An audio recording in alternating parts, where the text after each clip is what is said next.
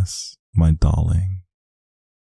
Someday, when I can hold you in my arms and punctuate every sentence with a kiss and an embrace, I may be able to tell you how happy your letter has made me.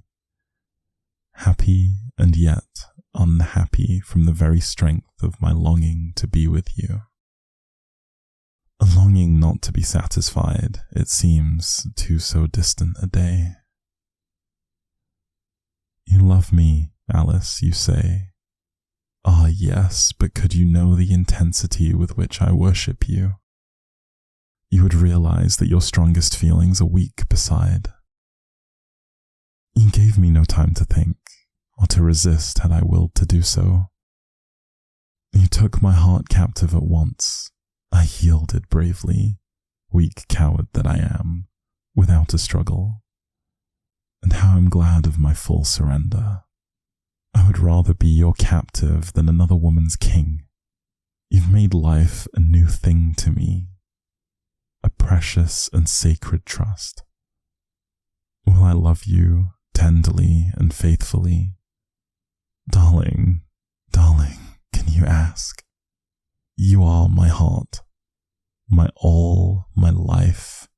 I will love you as no man has ever loved before. Already I'm living for you, and working for you, and through the grey days and long nights, I am longing and yearning for you, for the sound of your voice, the touch of your hand, the magic of your presence, the thrill of your kiss. You did wrong to kiss me? Oh, sweet heart of mine, does the flower that turns its golden face up to the amorous kisses of the sun do wrong? Does the crystal wave that wrinkles at the touch of the moving wind do wrong? Does the cloud that clasps the mountain close to its dewy breast do wrong? Do any of the eternal forces of nature do wrong? If so, then you have done wrong. But darling, you could not have helped it. This love of ours was predestined.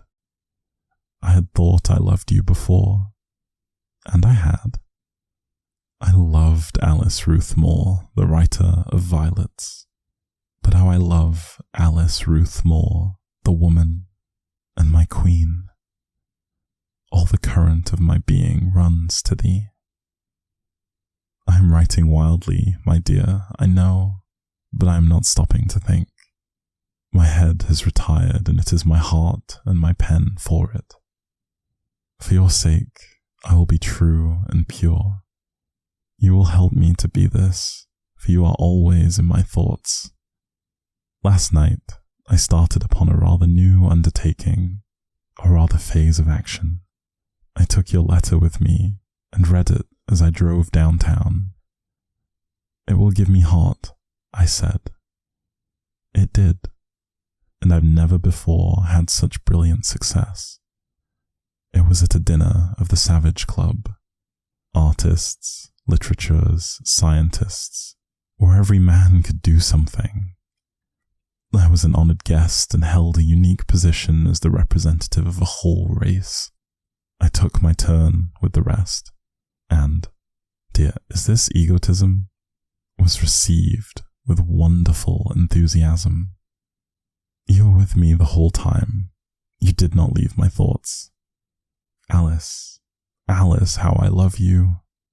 Tell me over and over again that you love me. It will hearten me for the larger task that I have set myself here. I am so afraid that you may grow to care less for me. May God forbid. But if you do, let me know at once. I love you so that I am mindful only for your happiness. This is why I shall not complain about your being in New York, although I do not like it. It is a dangerous place. But I know, darling, that you will do me no injustice and yourself no dishonor, so I am content. Go often to Mrs. Brown's, but do not entirely usurp my place in the heart of that queen of women. Love me, dear, and tell me so. Write to me often, and believe leave me ever. Your devoted lover,